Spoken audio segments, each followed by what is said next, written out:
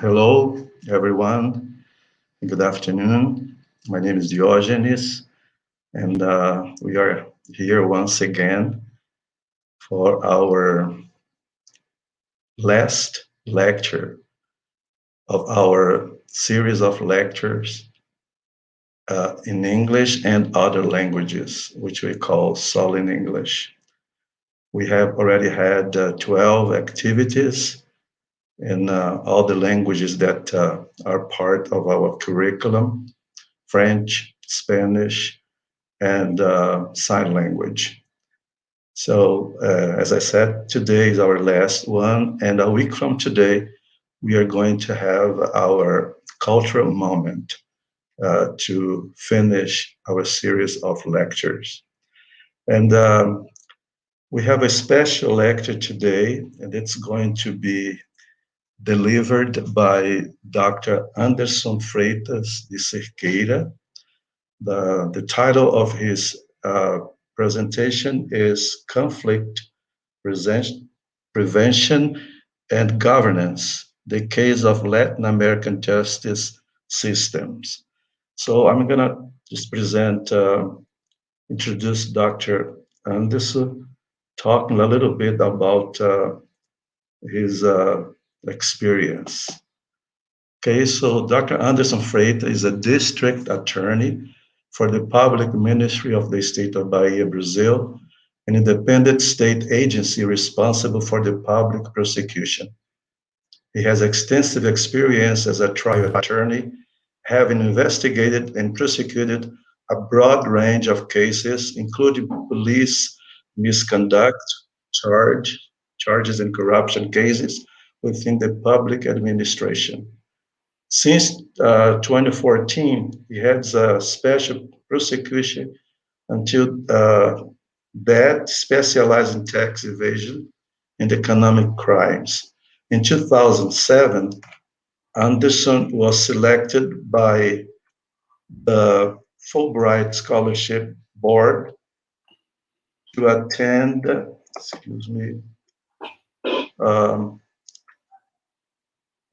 scholarship to attend Herbert H. Humphrey program at American University, Washington College of Law in Washington, D.C. He also holds a master's degree in public policy, international development policy from Duke University in North Carolina, USA. Anderson has a keen interest in justice sector reform, having worked with the World Bank on that subject, and in citizen security issues. He pioneered a low-cost audiovisual system of documenting judicial hearings procedures that have substantially reduced time spent with proceedings in several criminal courts around the state of Bahia. Anderson has also been a member of the high-level interagency state committees on both public security and on combating tax fraud. He has co-authored books exploring the connections between development policy and conflict and on tax fraud. So it's a pleasure to receive here today as our keynote speaker, Dr. Anderson Freitas. Please welcome. Thank you so much, Professor Diogenes. It's my pleasure to be here. And good afternoon to everyone that is taking the time to listen to us this afternoon. I was very happy to receive this invitation and to speak about an issue that I'm very passionate about. So without further delay, let's get into our presentation this afternoon. Today we're going to talk about conflict prevention and governance, the case of the Latin American justice systems. So this is something I'm very passionate about. I've been in the legal profession for over 20 years now, and I've always had a keen interest in thinking about how justice systems really work. Okay, beyond the law, beyond the just legal aspects of our profession, I've always tried to understand what's behind and what makes good justice systems work, not only here in Latin America, but around the world. So that's been the focus of my studies, especially my graduate studies that have been undertaken in the last about 13 years or so. So, last time I was in grad school, I had a focus on conflict prevention, peace, and conflict resolution studies.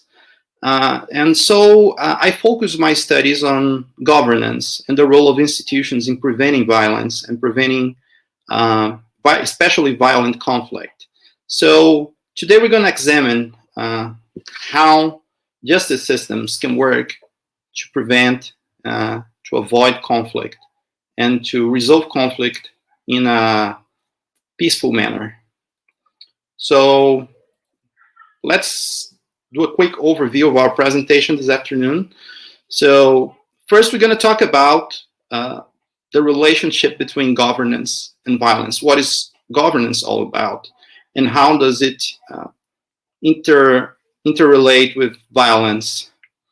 And next, we're going to talk about what role or roles justice system institutions play in governance, why they are important, particularly important in governance, in the whole governance picture.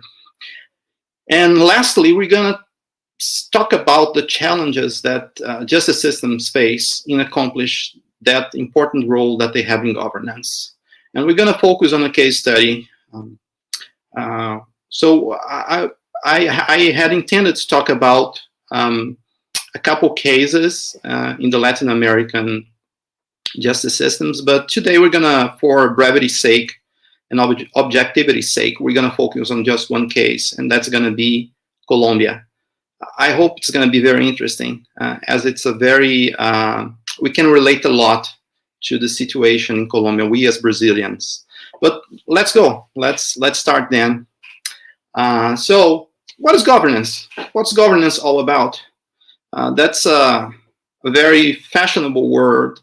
That's a word that's been in high use since the 1990s, actually. So in the last 30 years, governments, international organizations, and even corporations, private corporations, civil society, third sector, they talk about a lot about governance. So what is it all about? What's governance? What does it mean? So here are a couple definitions on governance. The first is it's by the World Bank, 1994, and it says, the governance is the manner in which power is exercised in the management of a country's economic and social resources for development. So that's the first definition. A close definition, very close to that one, is one by OECD. That's the Organization for Economic Development. It's governance is the exercise of political, economic, and administrative authority necessary to manage a nation's affairs. So taking those two definitions together, what we have at the end of the day. So governance, what does it encompass? So governance encompasses the form first, so that's the first approach, the form of the political regime. So what kind of political regime do we have? Oh, first of all, let's take a step back here. So when I'm talking about governance here, we're talking about mainly governance as it is exercised by government entities, by society as a whole, as opposed to particular individual organizations. So as I said today, private corporations these days, they talk a lot about governance. NGOs, they talk a lot about their own governance. But we're focusing here on governance as it relates to a society as a whole, to the society as a whole, and even more specifically about governance in the management of public affairs of a country or a nation. So first of all, governance brings this idea of political regime. What kind of political regime is it? Is it a republic? Is it a monarchy? Is it a democracy? Is it an autocratic regime? So if it's a democracy, is it a parliamentary kind of democracy? Is it a presidential kind of democracy? So that's a first approach. Second, and more importantly, it's about the process by which authority is exercised. That means the process by which decisions are made and implemented, especially in the public affairs of a nation, of a society. And lastly, governance also includes the capacity. That's very important too. So it's not only about the conceptual framework of a nation's government, the way of governing a nation, but it's also about the capacity that governments really have to design, to formulate, and implement policies and discharge their public functions. So capacity is a very important aspect of governance, because sometimes we focus too much on the theoretical framework and what do the laws say about something, but actually governance has to do with a lot more than that. So in other words, what is governance all about? Governance is a society's governing institutions. So this word institutions, it's very close to governance. So the institutions that, so to say, rule or govern a society, and that's both the formal institutions and the informal ones, they comprise this idea of governance. So those includes things like laws, norms, rules, power structures, and the mechanisms by which a society organizes itself and accomplishes the goals that it has set in advance. So let's think about governance in our city, in the city level. So that's a lot of things that the public sector has to take care of in order for us to be able to live in a city, in a highly populated area. So things like infrastructure, water, power, roads, things about essential public services like policing, like health services, emergency services. So how all those things, how they are managed, how they are implemented, how they come to be at the end of the day. So this is the whole thing about governance, and we could talk a lot more about it, but let's keep at that for the moment. So let's go on. So what does governance, all those rules, institutions, structures, power structures, what do they have to do with conflict and violence? So what's the link between them? So we're not going to have the time today to talk at length about all the factors that, the causal factors of violence and conflict in a society. So that's an amazing field of study. I had the opportunity to undertake studies in those fields. And we cannot do anything but a brief presentation, a brief introduction about those topics this afternoon. So peace and conflict studies, it's a field that has been in development in the academia and in the public sector since the 1960s. So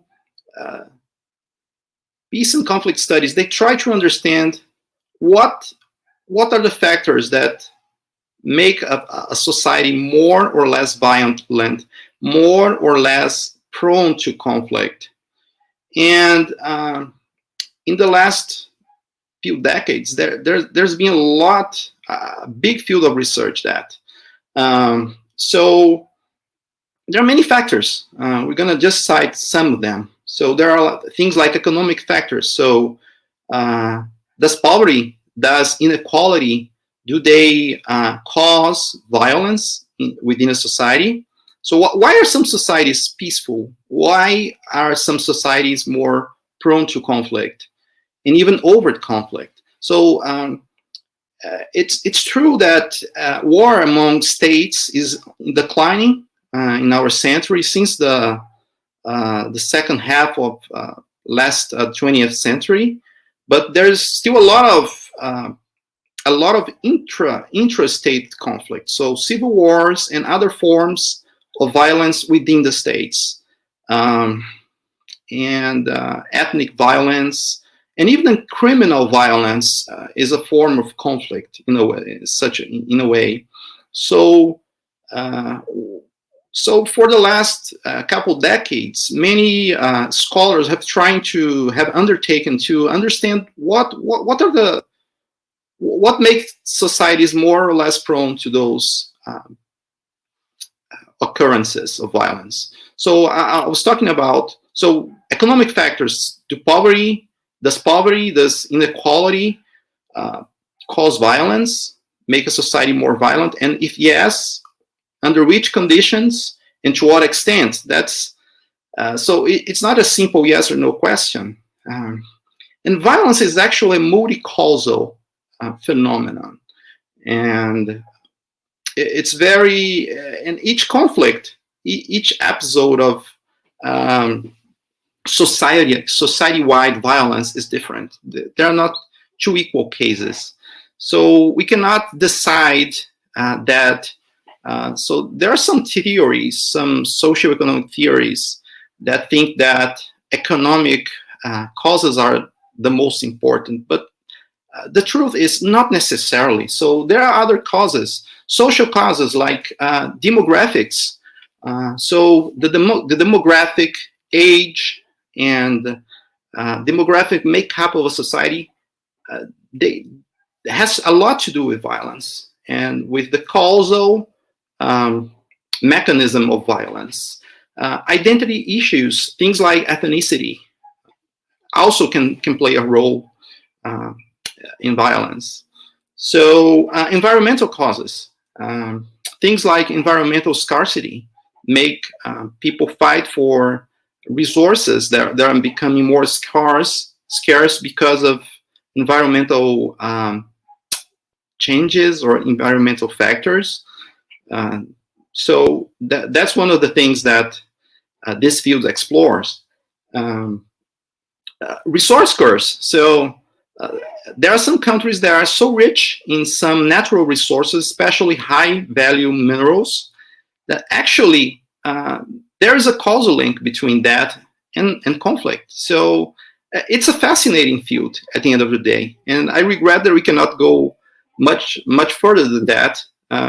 But if you have an interest, I would encourage you to go ahead and try to get some good sources on those fields of study and try to broaden your perspective, because it's fascinating, actually.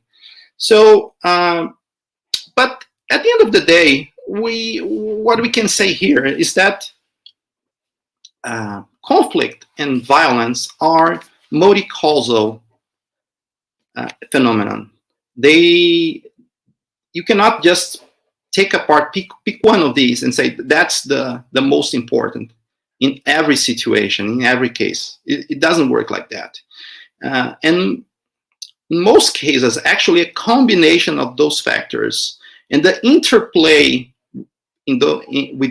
between those factors actually is the thing that really causes violence and make a conflict go from low-level conflict to a violent conflict. And there is a whole body of empirical research. Even today, they are using social sciences are using empirical research tools to try to untangle those relationships. So it's very fascinating. what does governance have to do with all that? So the point here, and my point, is that even in the presence of many of those causal factors of violence, violence is not inevitable. That's my main message here. Why? Because governance, that institutions that societies use to manage the conflicts that arise within itself, those institutions can actually, even in the presence of concerning factors like these, they can act as a filter, and they can dissipate conflict. They can manage conflict in ways that it does not lead to overt violence. So that's very important. So two societies can face similar problems, but if one has better institutions, I would say that it has a better shot at not getting, at not landing at conflict, at violent conflict. So governance and the institutions that comprise governance, they mediate all those tensions, all those sources of conflict in a way that make violence less likely and make more likely that conflicts that arise within a society, they are settled by peaceful means. So governance institutions are really that important. And also there is a whole body of research showing that. So let's go ahead. Okay, so how do justice institutions help prevent conflict and violence? So justice institutions are part of society's governance system. So what's their specific role in preventing conflict and violence? So I borrowed this infographic here from the World Bank, and I think it's very educational here, because it outlines in very simple ways what roles justice institutions can prevent violence. So, one way they can help reduce poverty. So if inequality is a cause for violence, so justice can help alleviate that by ensuring access to services for the poor. Justice systems can also constrain elite capture of public resources, because that means preventing the powerful from capture all the public resources for their own benefit and not for the benefit of larger society. Justice institutions also ensure accountability of governments. That means they make governments responsive and accountable to their own citizens. That's very important in democracies. And they can also fight corruption, prevent violence, for instance, via the criminal justice system. But that's not all. So there's the economic aspect of it too. So especially in market economies, justice institutions, they help promote shared prosperity. They have a very important role in enforcing contracts and protecting property rights. So that's one of the main roles of justice institutions in a market economy.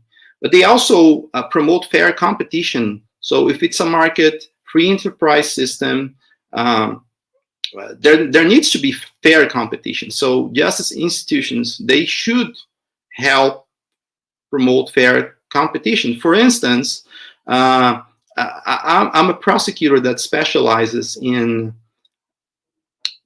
tax and economic crimes. So if a major player in the market, they evade their taxes, what does it mean for other other competitors that are in the market as well. That means they are at a disadvantage. So hopefully, justice systems can help. That's just one example of how justice systems can help promote fair competition. They can also help SMEs, that means small and medium enterprises development. So let's go ahead and take a look now at our case study this afternoon. And that's Colombia. Colombia is a fascinating country. I've made friends among Colombians. And one thing that I think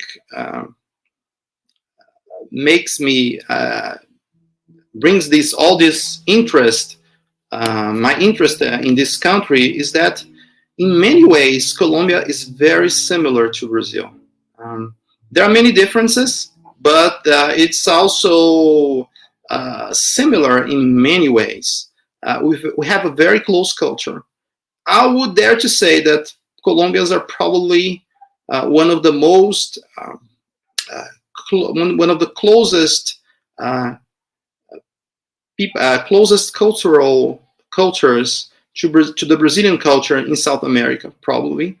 So Colombia is a South American country, as you all know. It has the third largest population in Latin America, the fifth largest economy in Latin America. It's a middle-income country, so it's not a poor country, it's not a rich country. Like Brazil, it's a middle-income country with a relatively large population, so around 50 million people. Three-fourths of that population, though they live in cities, the urban population. So in many ways, it's comparable to Brazil. The GDP per capita is typical of a middle-income country. It has a still large poverty ratio. It's on decline.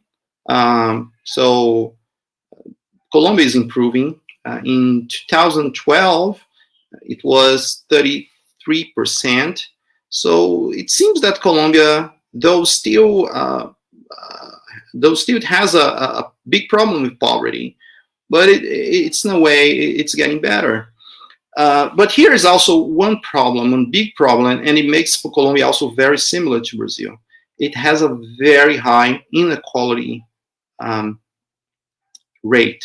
So the gap between the richest and the poorest, it's very large in Colombia. The Gini index, maybe many of you know what it measures, but it's a measure of inequality. It's at around 51% right now, and it's bad. It's similar to Brazil. Latin America actually has some of the highest inequality rates anywhere in the world. Not necessarily the highest poverty rates, but Colombia poverty inequality rate is very similar to Brazil's. So what are the basics of governance in Colombia? The formal aspect. So it's a unitarian presidential republic. So it's not a federation like Brazil with different states.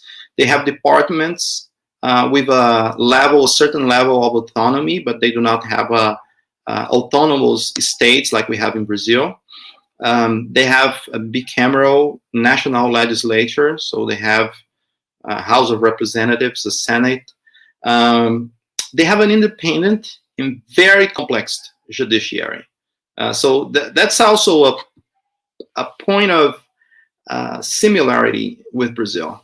It has a very complex judiciary, and at least formally, it's also relatively independent from the other branches of government. It has many control agencies, the public ministry, as in Brazil, Comptroller General. It has, although it's not a federation, it does have administrative decentralization with its departments and municipalities. It has a relatively free civil society and media, so it's it's a democracy. It's an imperfect democracy, but it is a democracy, and even more so as the conflict, the armed conflict, has improved over the years, especially in the last decade. So, and it also has a rather favorable business environment, which is sort of different from Brazil, right? We do not have a very favorable business environment, but they have undertaken reforms that make that have made the business environment in Colombia quite favorable. So, but what are the governance issues? So now we're going to talk about a little bit what are the problems that Colombia face in its governance, in its institutions, and how do they relate to violence and conflict. So the first big issue they have is obviously the armed conflict. So Colombia has experienced over 60 years of internal armed conflict. It's a very well-known history. You probably all heard about the FARC, the paramilitary groups, other guerrilla groups like the ELN. So it's the longest armed conflict in Western Hemisphere. So over 60 years. Can you imagine that? A country that is very similar to us, a society that is very culturally, economically very similar to ours. They also have very good coffee, by the way. You should try if you can try Colombian coffee. It's worth it. So it has a long-standing armed conflict that, in many ways, overt armed conflict. Many people would say that in Brazil, in Brazil it's civil war. 50,000 people die every day because of criminal violence, and that's true. But it's different. It's also different, right? So that's overt armed conflict in Colombia, and that has been taking place over 60 years. I think that is something it's more difficult for us to relate. So they have.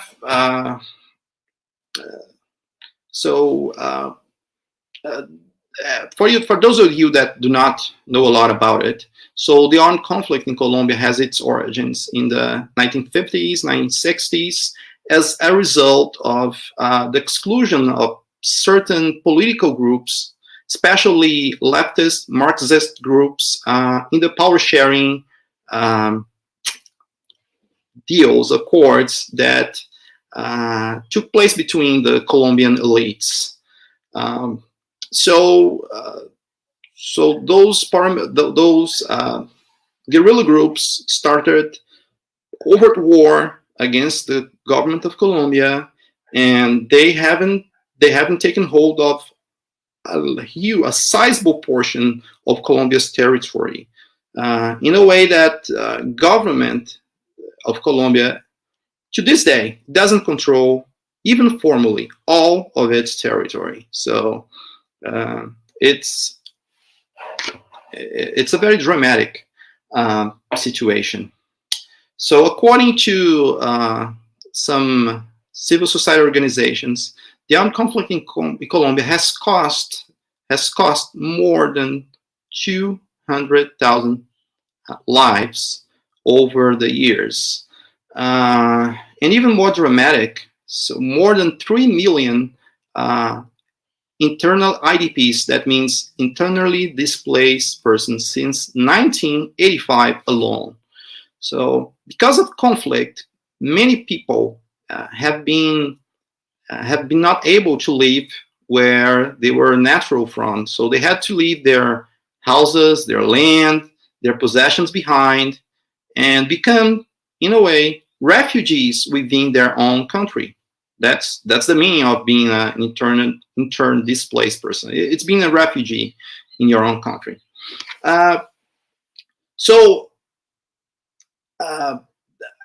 Once the guerrillas they intensified their warfare against the government of Colombia, paramilitary groups started to form as a reaction. So they were like offering self-protection, but as you know, self-protection comes as a cost, and in many ways they started to act just as the guerrilla groups, taking a hold of large sizes of territory, controlling life in every aspect of the population that lived within those territories. So they were the de facto government. So both the guerrilla groups and the paramilitary groups, they became de facto governments over large portions of Colombian territory. One interesting fact about all this situation in Colombia that although Colombia is a very imperfect democracy in many ways, and it has this long-standing armed conflict, it's very interesting that since that time, let's say 1950s, there has been no formal institutional rupture. Things like a military coup, a military dictatorship that was so common in many other South American and Central American countries. So it's interesting that that kind of rupture never occurred in Colombia's recent history. Colombia is also a country in transition. So that conflict that defined in many ways life in Colombia for such a long time, it's actually changing. The landscape is changing because over the last decade and a half, armed groups are clearly losing. They started to lose because of many factors. International aid to Colombia, Plan Colombia, and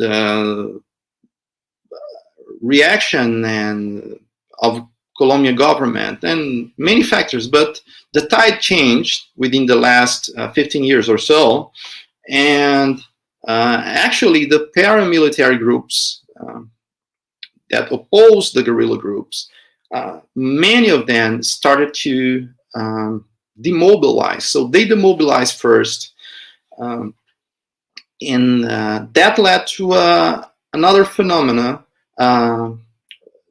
which was the creation of new armed gangs. So people, they laid down their arms for the purposes of an armed conflict. So they would not wage warfare anymore within Colombian territory. But then they were not reintegrated in society, in civil society, fully integrated. So what did they do? They went to regular criminal activity. So they start forming new armed gangs, organized crime, to explore criminal activities, just as we have in Brazil. So that's a concerning development of that transition. And more recently, guerrilla groups too, they started to demobilize. So in 2016, the government of Colombia finally reached an agreement with FARC, with the major guerrilla group, Fuerzas Armadas Revolucionarias de Colombia, and they concluded a peace agreement that would mean that FARC groups would lay down their arms, their weapons, and they would be reintegrated into Colombian life. There were provisions for reparations. There were provisions for some forms of transitional justice. So what about the crimes that guerrilla groups, paramilitary groups committed during the armed conflict? So there were provisions for that, forms of transitional justice that provided some form of punishment. So that would be not as harsh as the punishment through the regular justice system, but still punishment, a degree of punishment. There are conditions, things like, okay, you're gonna get a reduced sentence, but then you have to tell the truth about activities of your armed group, what kind of, about their victims, what happened to their victims, and things like that. So it's another field of study, transitional justice. It's also fascinating. So there were provisions for that too. But the fact was that the peace agreement was not totally successful. It was first rejected by a very narrow margin in a referendum. Then Colombian Congress approved a modified version of it. And most of FARC members actually, they did abide by the terms of the peace agreement, and they quit the armed conflict, quit armed opposition to the Colombian government. But there were a sizable number of them, dissident FARC members, that did not agree with the peace accords, and they keep on fighting. And also other armed groups, like guerrilla groups like the ELN, the EPL, they kept on fighting. And one of the most recent developments was the Catatumbo campaign.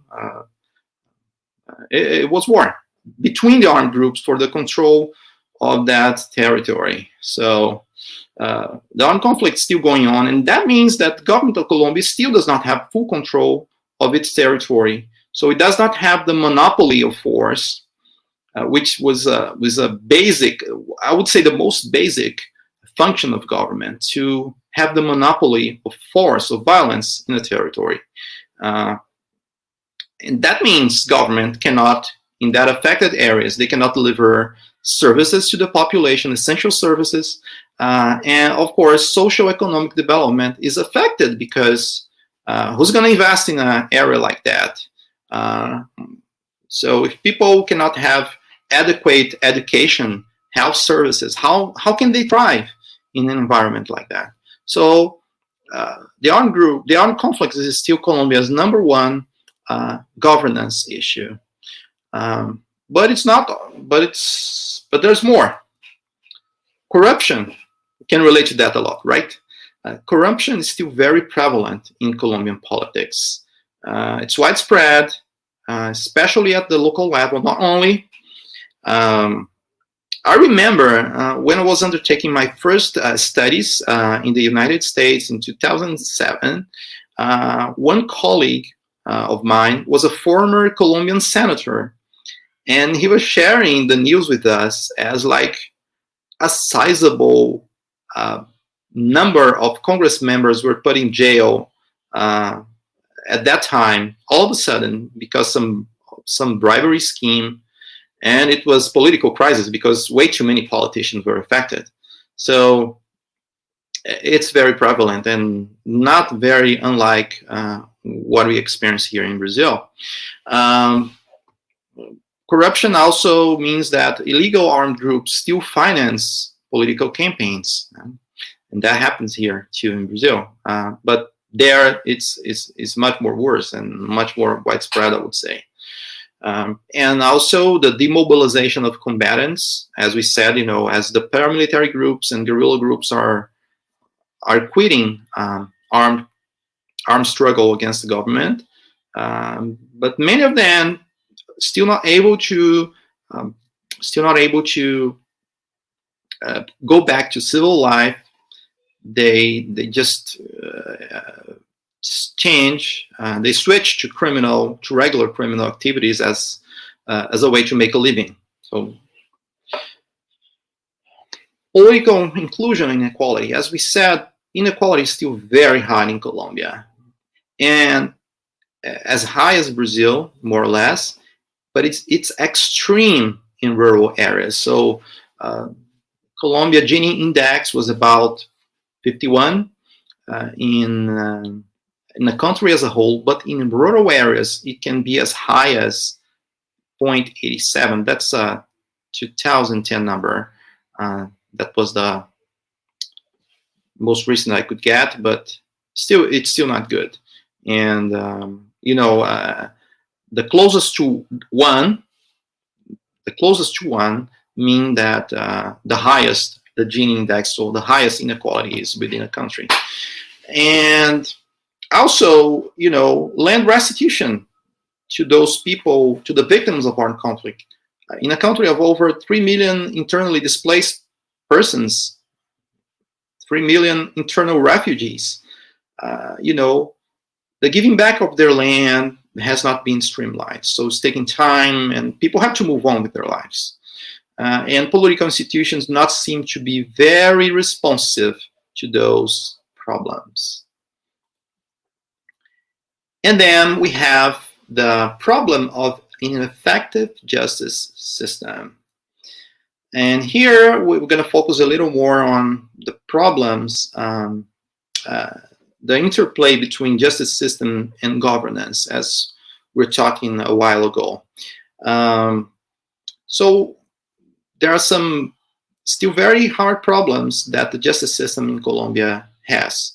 Slow adjudication of cases. So there was this research that showed that it took, on average, something like 3 years to conclude a simple debt collection case. So that means enforcement of contracts. If somebody defaults on a debt, so if a small business person does not get paid for goods or services they deliver, and they have to go to the judicial system to get their money back, to get their money, it can take over 3 years for that. So it's a very weak enforcement of contracts. The criminal justice system, on the other hand, it has made a lot of progress over the years.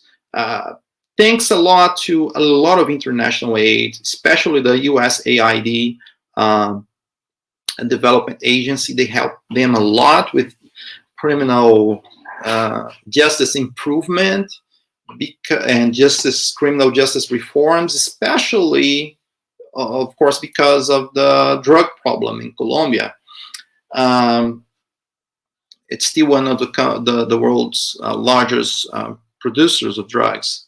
And all the criminal activity that was related not only to drug production, but also to the guerrilla groups, because as you know, at one point in history, the guerrilla groups and later the paramilitary, first they started, protecting, selling protection for drug lords. So then they took over the activities, and they started to make an industry for themselves out of drug trafficking. So that was a huge weight on the justice system, but it seems that some criminal justice reforms were successful, but still they were not able to respond to the majority of violent offenses or violent crime. So Colombia is still a violent country. It's improving. It has improved a lot over the years, but it is still a violent place. So they probably have a level similar to Brazil, maybe a little lower at this point, but still they have a problem with criminal activity. And finally, the transitional system, justice system, the justice system that dealt with the former armed actors, so people that abandoned the armed struggle against the government. So they had to undergo this transitional justice system to get some kind of punishment and then to go back to civil life. But it has not achieved a very high success. It hasn't solved many cases, so there are still gaps. So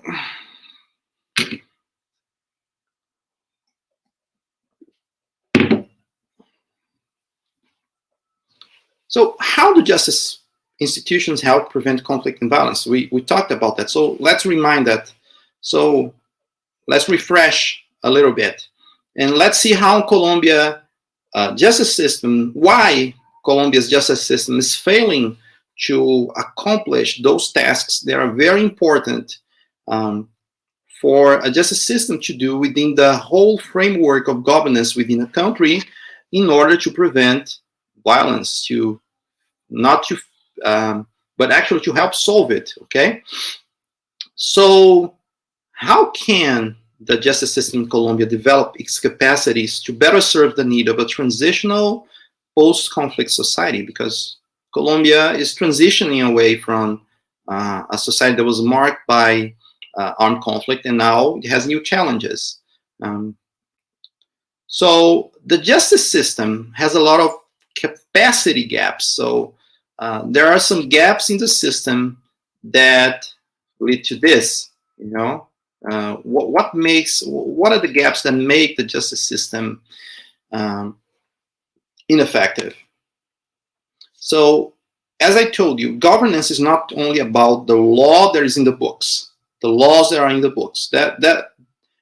You have to look at how those laws are implemented, how they come to be implemented in practice.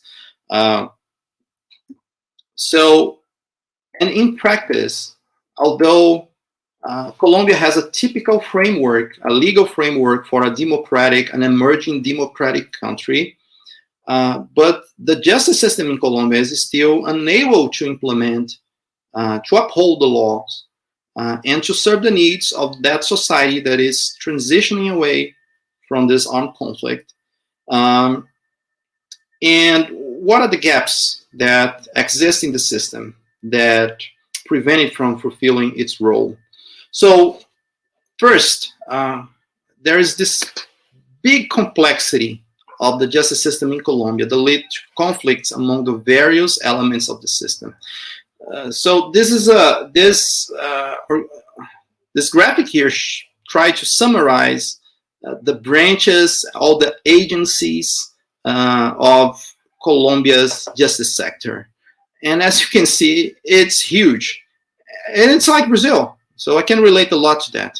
Lots of different branches, 4 levels of appeals, as we have here in Brazil. So not only that, but divergence between the highest court in the country, the highest courts in the country, they're common. So what's the law? So that makes for legal uncertainty. And there is very little coordination among different actors. So the legal tradition in Colombia, as in Brazil, is very formalistic, is very resistant to change. Laws are incredibly wordy. They have like this very grandiose language, but many times it's empty. Can you relate to that? Can we relate to that? I think we can, right? Corruption, on the other hand, seems to be low within the justice system. It has an organized, merit-based career civil service staffing system in the sector, very similar to Brazil again. So at least on that side, they are more or less well organized. But then it cannot generate this very huge, very complex system, cannot generate practical development results. The adjudication of cases is very slow and inefficient. So we're mentioning those figures about debt collection.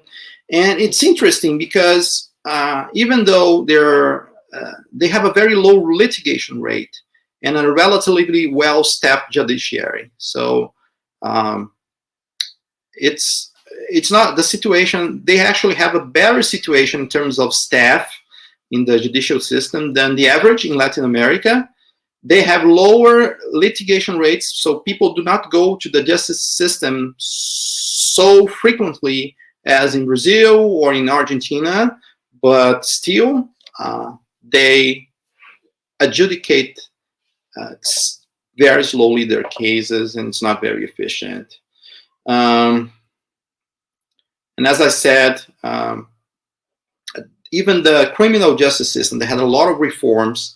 They had mixed results. Homicides, they helped a lot to lower the homicides, but there are other kinds of crimes, violent crimes, robberies, theft, and assault.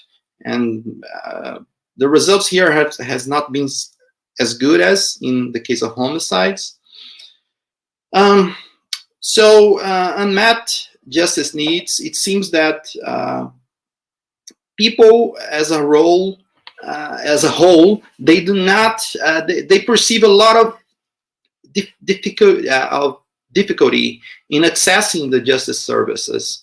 It's not the case that the services do not exist, but people find it very hard to access them for various reasons, and that leads to justice needs.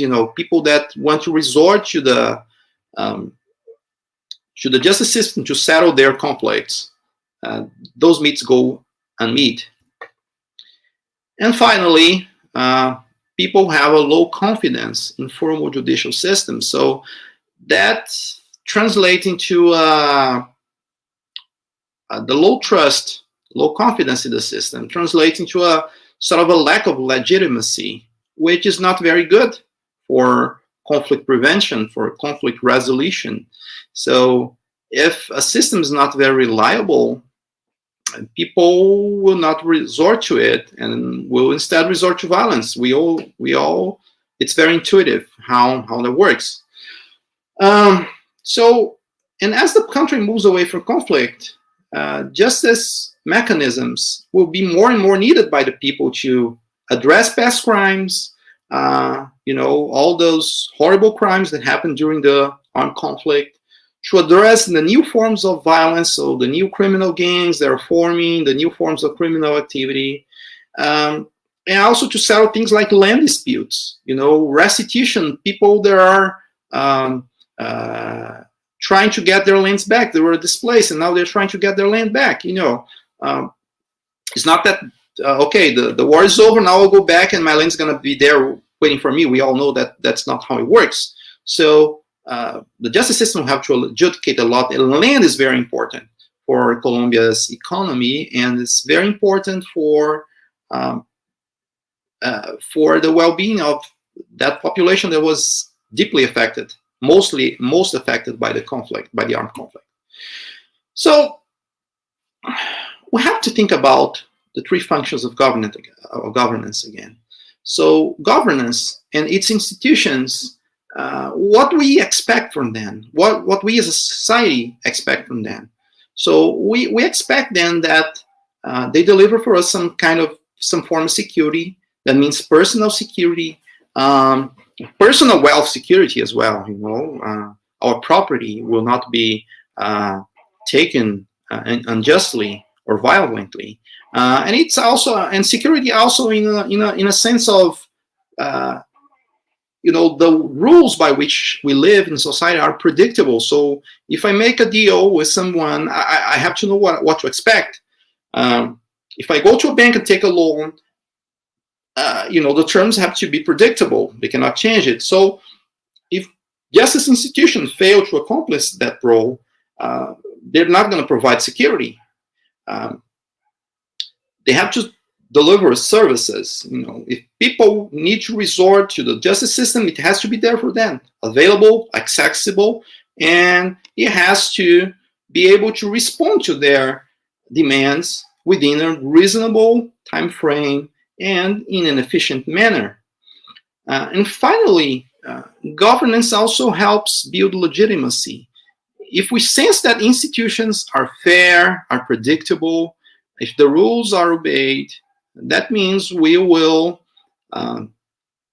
be more likely to agree that democracy is a good thing, that living in a free society is a good thing, that living in a free enterprise market economy help people prosper. So those are the functions of governance. And if the justice system do not help with that, they are not fulfilling the role, okay? So how can we leverage Colombia's justice system? And what can be done about it? So in closing, let's think about how we can improve justice institutions in Colombia, justice sector institutions in Colombia, so that they can actually fulfill the role in promoting governance, reliable, trustful institutions for the benefit of the Colombian people. And those lessons also can, be very useful for all of us in Latin America. So justice reform is a very tricky business, I'll tell you. I've been studying that subject over 10 years, and it's governance reforms are not very easy within any sector, actually. But within the justice system, I would say it's in many ways even harder to accomplish. And Colombia desperately needs its justice system to help it heal, the country heal from conflict, and not to refuel the conflict. And as we saw, the problems most of the times are not with the laws per se. Justice reform, good justice reform, and I can take we do not have the time. That's why I did not go into more examples within Latin America. But there is one good example in Latin America, at least as it relates to the criminal justice system, which is Chile. Their Centro de Estudios Jurídicos de Américas, it's a think tank based in Santiago. They have if anyone is interested, you can go to their website. There's a huge body of research, and also many other international development organizations have also helped and also studied the case of Chilean criminal justice system reforms, and they have a fairly good system. Not so good with the civil court system. They're still trying to reform that, but it's a good case anyway. But Colombia now, it's a case, as in Brazil, where we expect more from the justice institutions, the justice sector institutions. And you see, good reforms, as the one that took place in Chile, for instance, they do not usually start with changing the laws. So as you have seen, all those capacity gaps, the capacity of governments to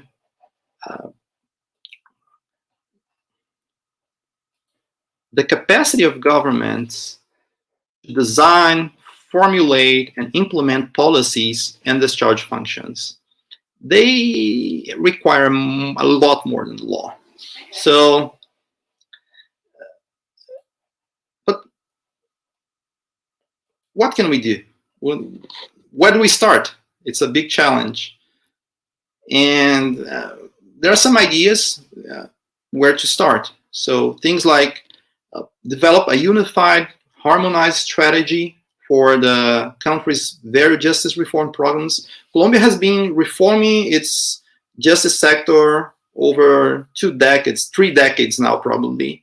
And many of those efforts are not well coordinated. There has to be more coordinated.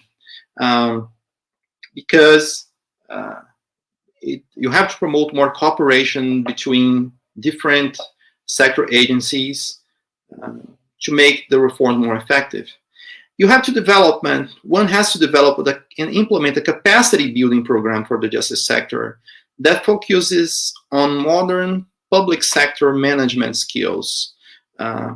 So it has to focus capacity building for the justice sector. I would dare to say not only in Colombia, but most everywhere in Latin America, has to focus much less on the law and much more on public sector management skills, practices, capacities to identify, analyze, solve systematic problems. And it's a capacity, to be very honest with you, that's very, very challenging for us lawyers to acquire. Our legal training, as good as it can be, usually does not cover that. Lawyers, beside their, even if they're very good lawyers, they usually will be very well versed in the legal aspects of their profession, and sometimes the political economy aspects of their legal profession. But it takes way more than that to identify system problems. Okay, here there's an unmet need. So this community here in rural Colombia, in an area that was former administered by armed groups, but now the Colombia government has taken over, and it has a lot of land issues, land conflict. People want the land back. So how can they access that? So it takes way more than legislation to tackle that problem, to work out solutions for that. Just an example. And it's very challenging. So I hope Colombia does a good job moving forward. As I wish Brazil also learns more and more from experiences like that worldwide. So justice reform is a very challenging task, but it's also a very necessary one in democracy. And I would think that when people usually say, there cannot be peace without justice. And I agree with that. Justice sector institutions are very important for the existence and survival of democracy. And we have to make legal and justice institutions better everywhere for the benefit of the people, so that we can live in more peaceful societies that can manage their conflicts in a civilized and prosperous manner, in a manner that benefits the whole, and not fuel more and more conflict.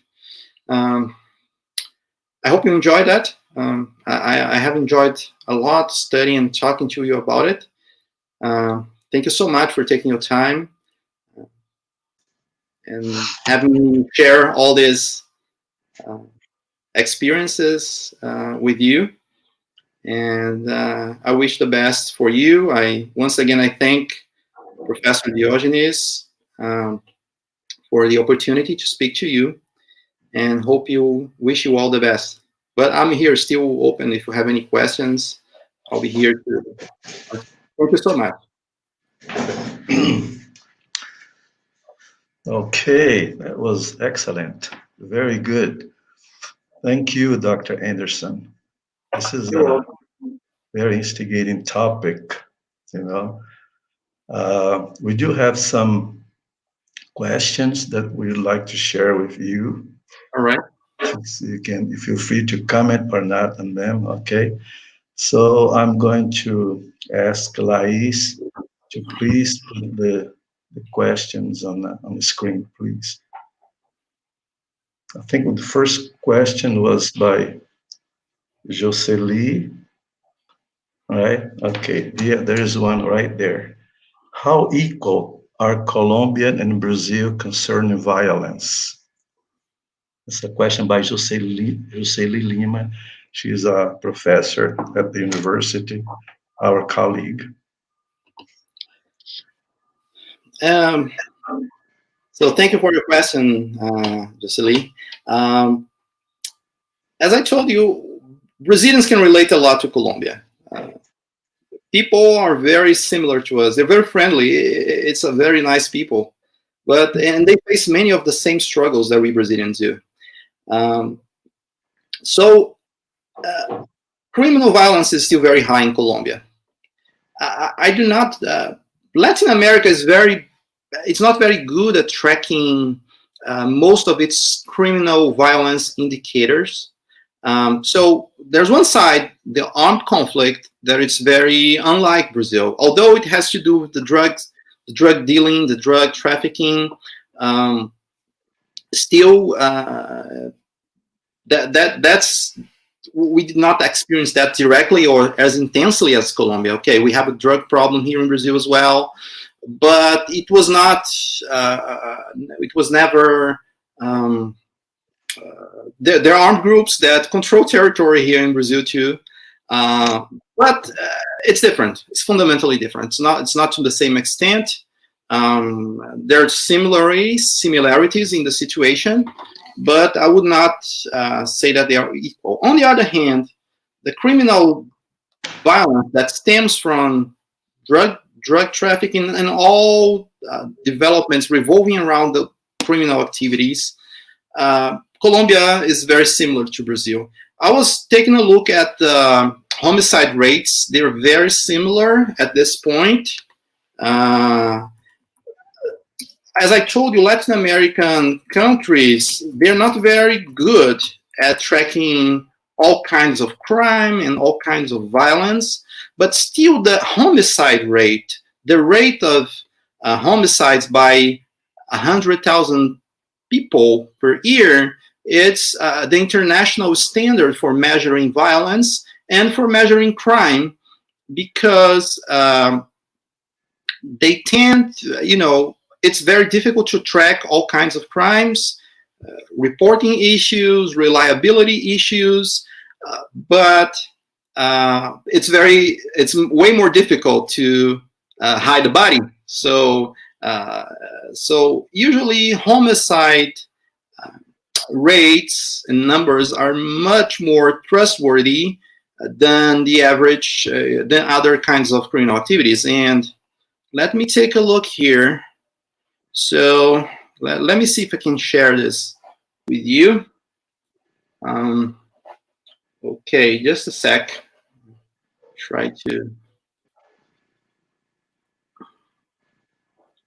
Okay. Let's see if I can. Okay, can we share this screen? All right. So this is the intentional homicide rate per 100,000 victims within, all the world's countries. And as you can see here, Brazil ranks now at 15. Not very nice, right? Not very good. And Colombia is down here at 17. So 25, Brazil has had the number for a very long time. Brazil is now over that, slightly over that, at 27 people per 100,000 per year killed, murdered. As you can see, the Caribbean and Latin America are, with this list, are the most violent countries as it relates to homicide in the world. It's a fact. It's a fact. There are a few, African countries, but as a rule, Caribbean and Latin America, we do a very bad job in preventing criminal violence. Just a few select countries like Uruguay or Chile have lower. Uruguay is not very good at this point, right? Actually, it's 12, so it's not good. Drop that. I think Chile is like 4. Argentina is like 5. So they kind of do a good job, at least as it relates to homicide. But we are both very violent countries. So, but there's one difference, and I think Colombia used to be much worse than that. Sure. And they are improving. That's something to congratulate Colombians for.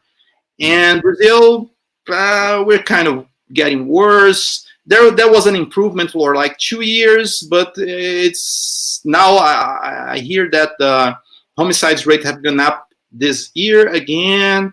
So it's still not very clear what are the causes, if it's a trend or not.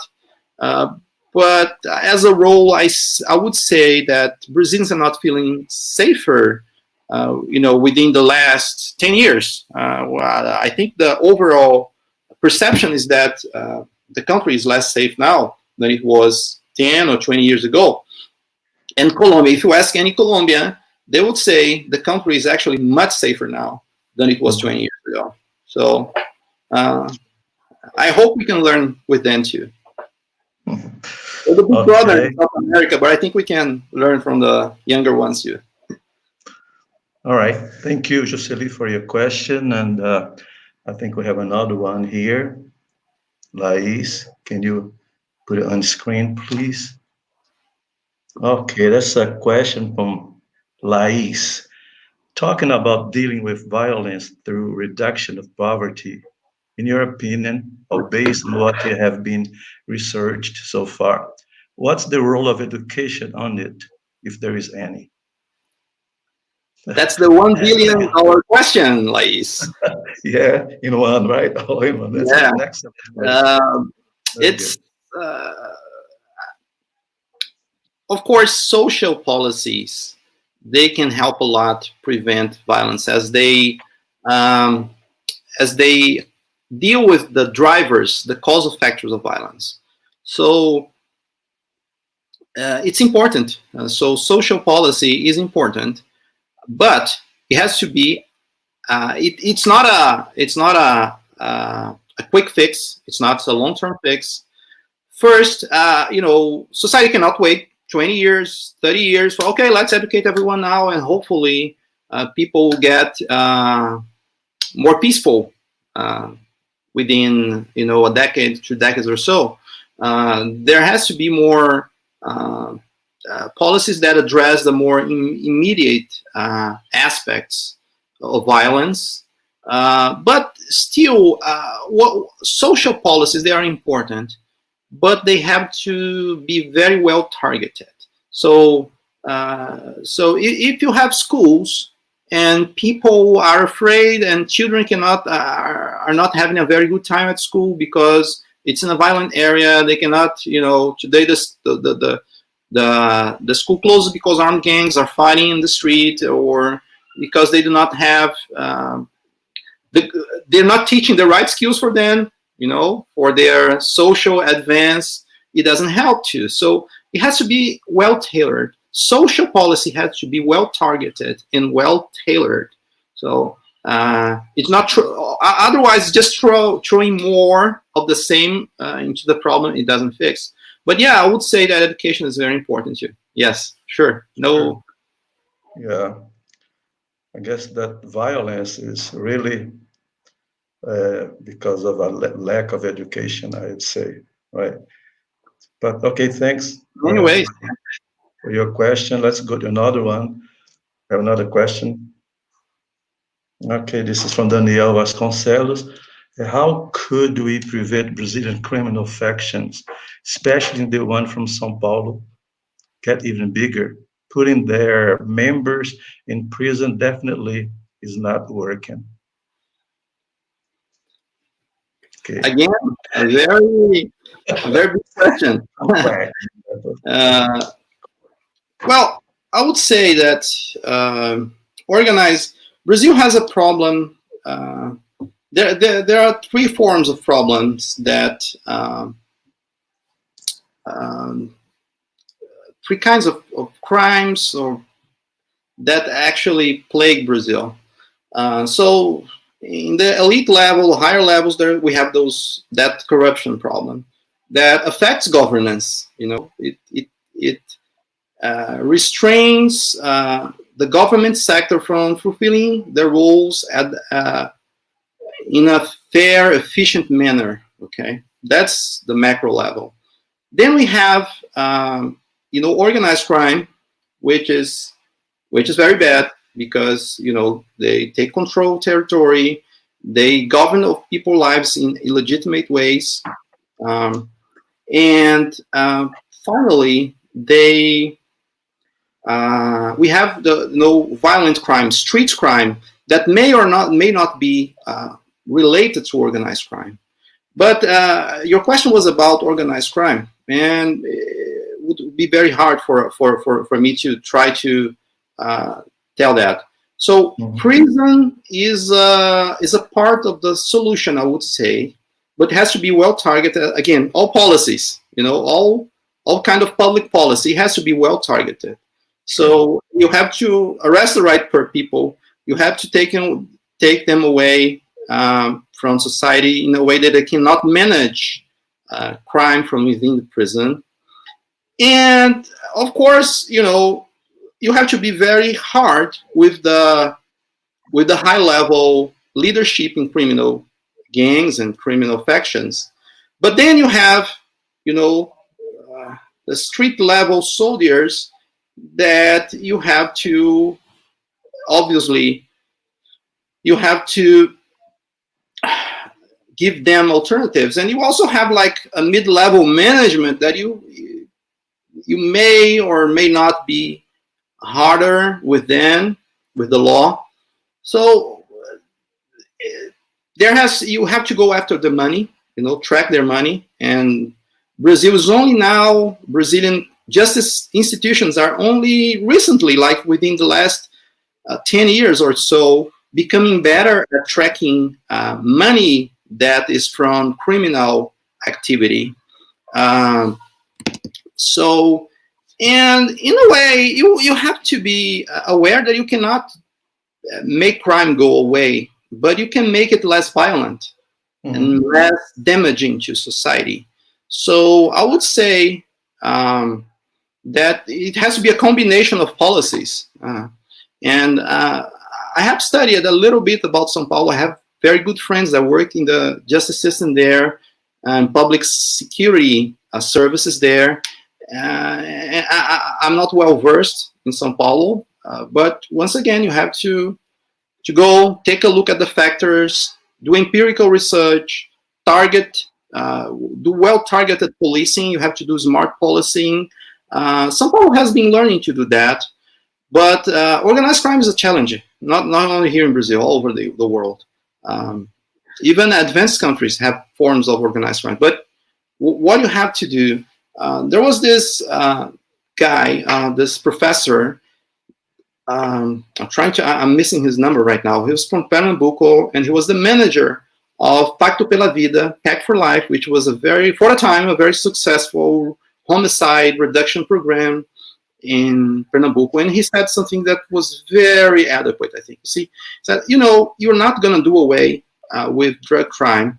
And he was even skeptical about, let's change the law and try to make drugs legal now. He was skeptical because, it's off the table. There are not political conditions for that. And he doubts that it was actually an efficient way to do it.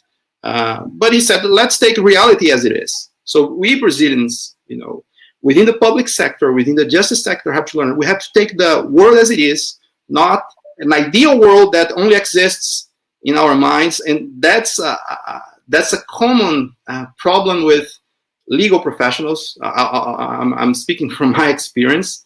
Okay, first we try to envision a world that should be perfect, and that's in the codes, and then we try to implement that world into reality. It's not like that. We have to take reality as it is and solve its problems from the bottom up.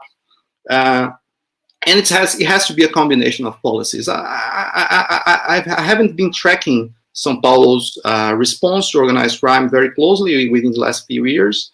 But I would say that it has to be a very smart, well-tailored, well-researched combination of policies.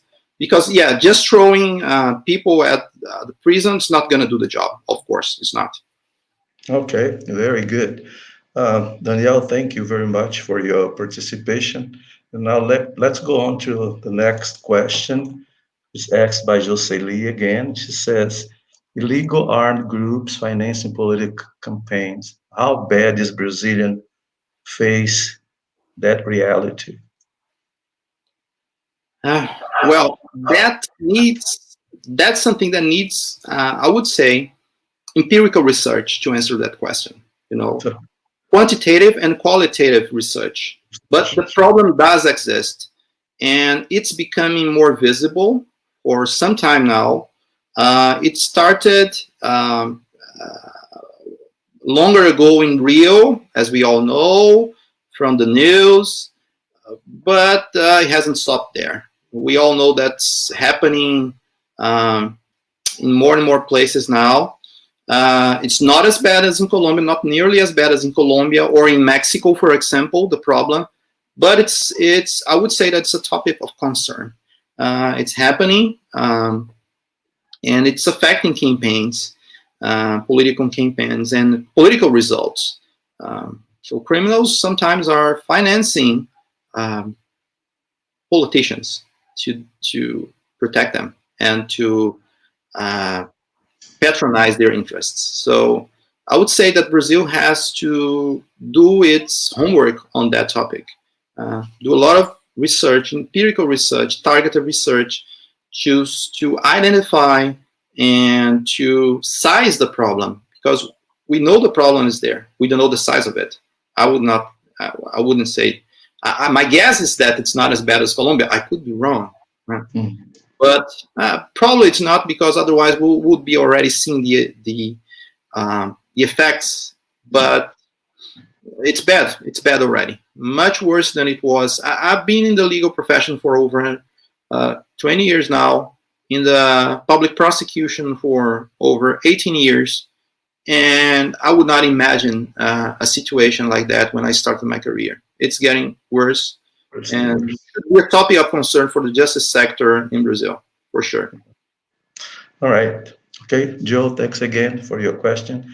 Now let's move on to the next one. This is by Suede, our colleague, and Suede is also the vice coordinator for this series. Okay, she says, is there a light at the end of the tunnel when it comes to diminishing all this violence? New peace agreements, huge reform in the justice system, or even huge reform in education system? I was That's wondering, another. talking about Colombia or Brazil or both.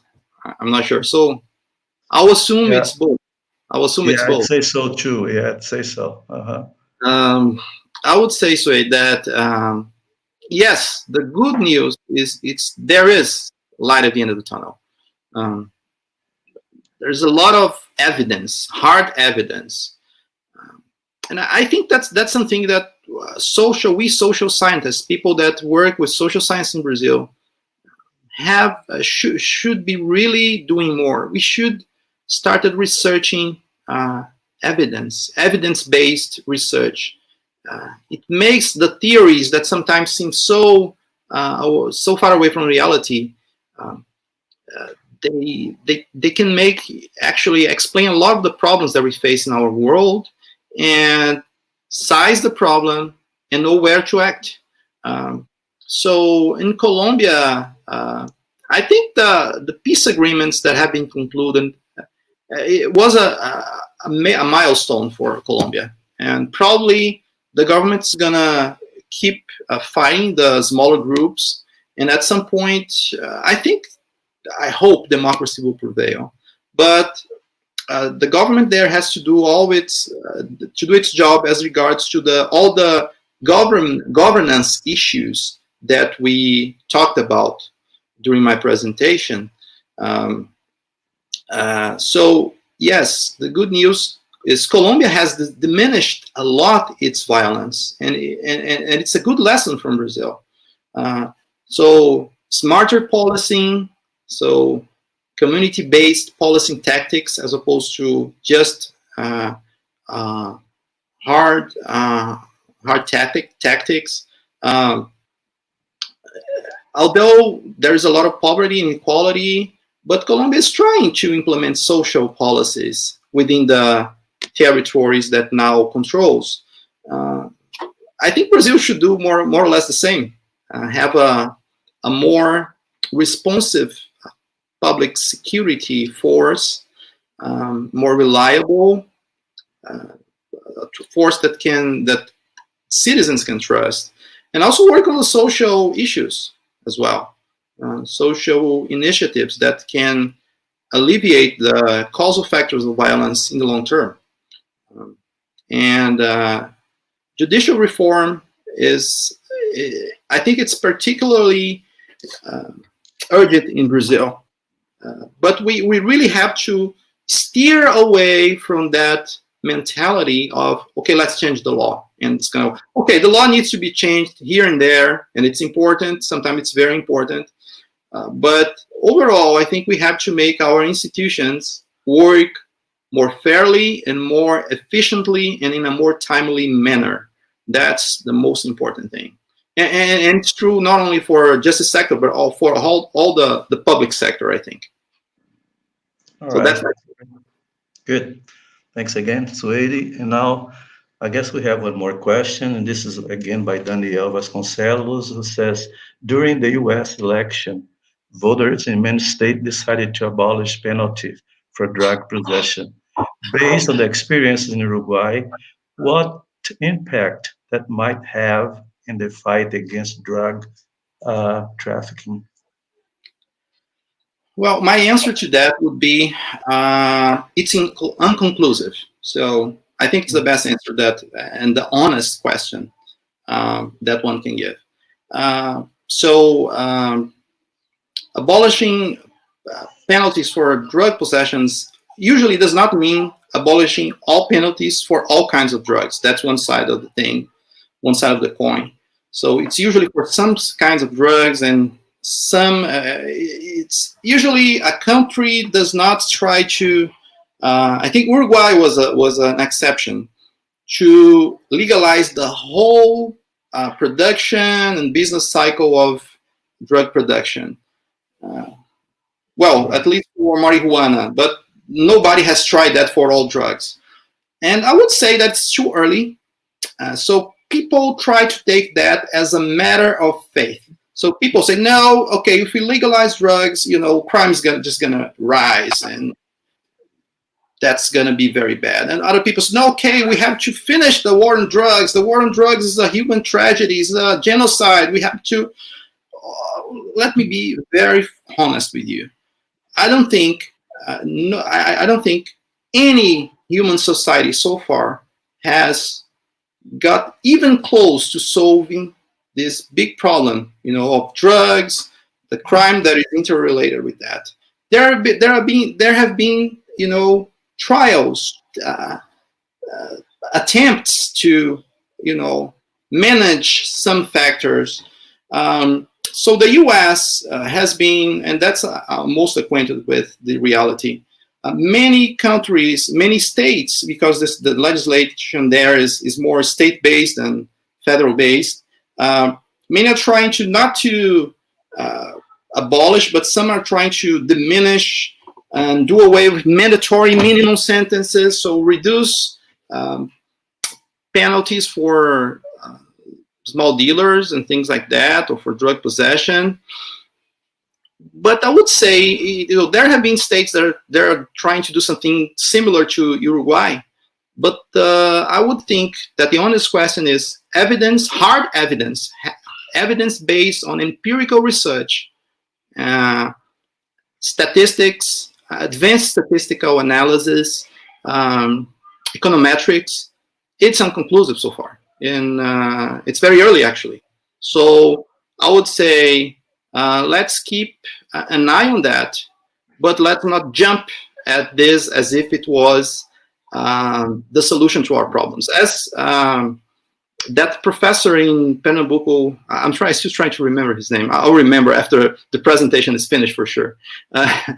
He said, you know, I think the whole point is not trying to to do away with illegal drug trafficking or legalizing it or putting all the criminals in jail. That's never going to happen. But trying to at least keep them in check so that the activity does not become violent. There's a lot of drug use, drug consumption in the US. Okay, there's a lot.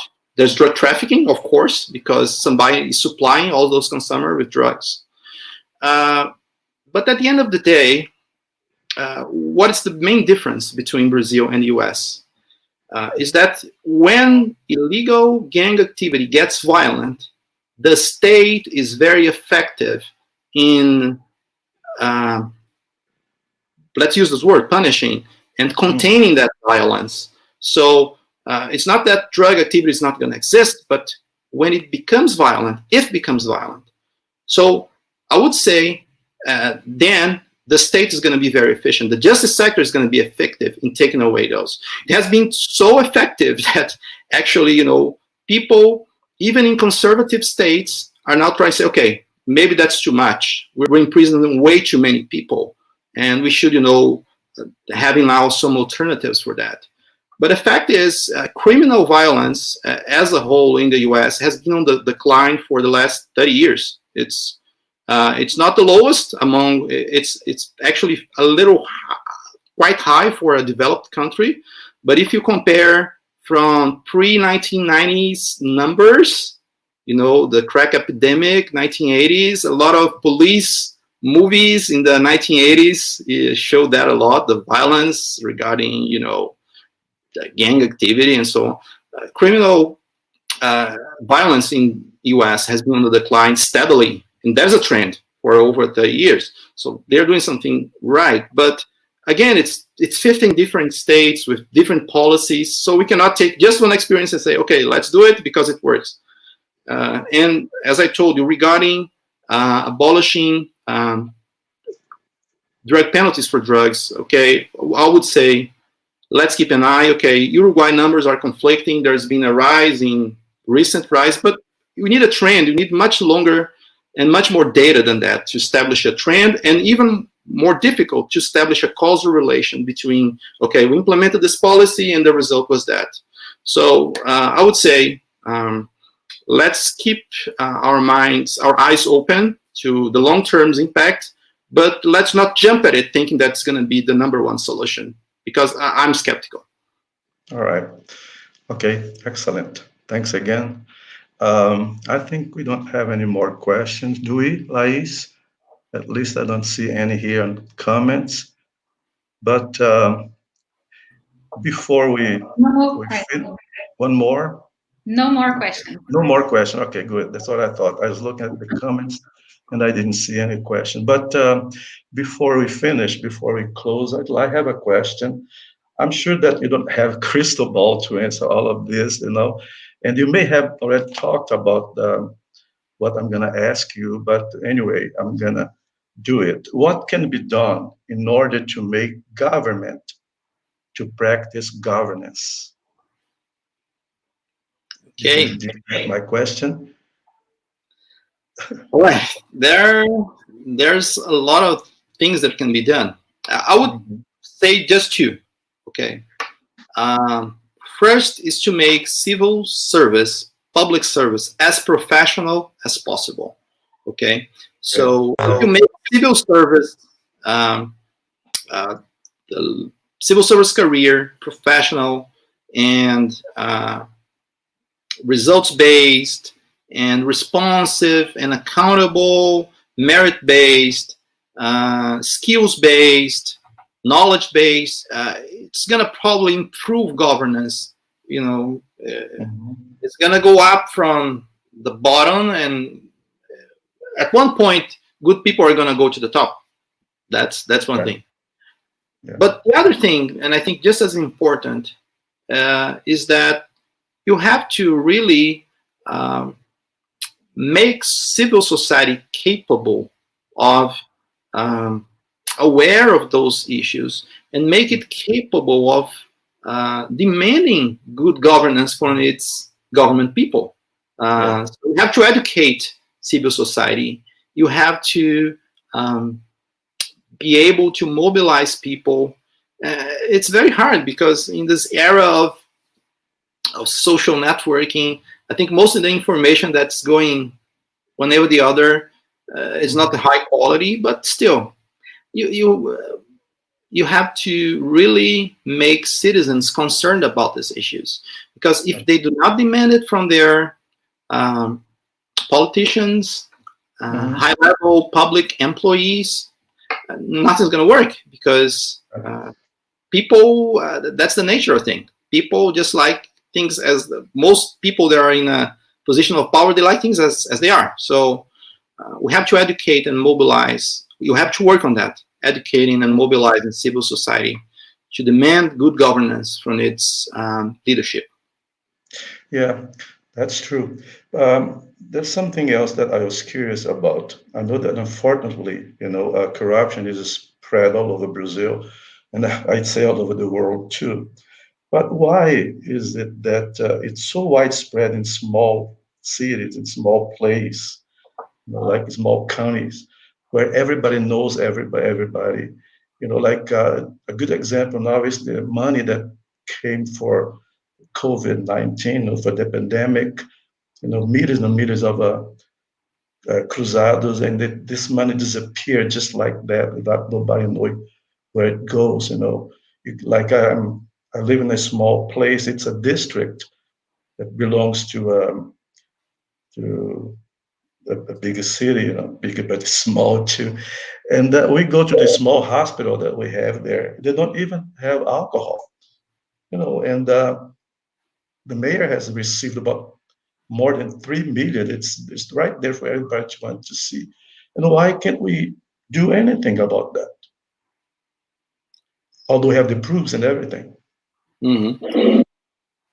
Well, I'm not a big specialist in corruption research, but I have experience dealing with that with my work, through my work as a prosecutor.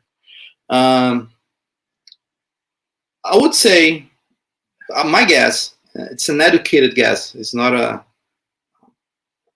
There are more qualified answers, more knowledgeable answers to that. But I think two things. First, political leadership is still not accountable to their constituents. So that's why I was talking about so important to make civil society. So one aspect of building governance is to build the capacity of civil societies, of regular citizens, to demand, adequately demand, and hold their leaderships, their political leaders, accountable for their actions. It's very important. And I think our country is just starting to do that. It's been done for a couple decades, but still very early. The second thing I think, and okay, justice is not made, it's not all about punishment. But as I was saying, punishment, the certainty of punishment, is very important for certain kinds of offenses.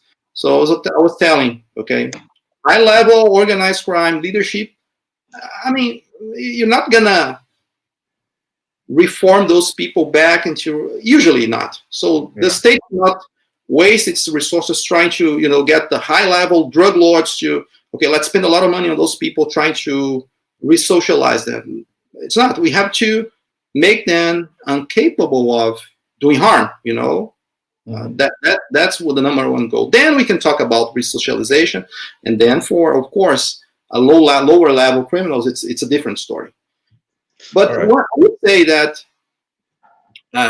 as it relates to corruption, holding people accountable, it's very important, and punishing, making sure that people get their punishment for embezzling people's money, it's absolutely mandatory. If society can, you cannot prevent, you can do all kinds of prevention, transparency stuff, but if at the end of the day, if a mayor is not punished, and that means prison, that means losing their wealth, that means banished from politics for a long time. If they're not really taken out, people are starting to, thinking that, no, corruption is actually worth it. Yeah. And I think it's an ongoing struggle in our country, as it is in Colombia. I think we've made some strides in Brazil. I think after the 1990s, we started making, the justice system was able to make people more aware of corruption. Though corruption schemes were revealed, but we're still not making a good job of actually holding corrupt leadership accountable. Punishment is few and far between. Doesn't happen so often as it should. There's a lot of discussion in the court levels.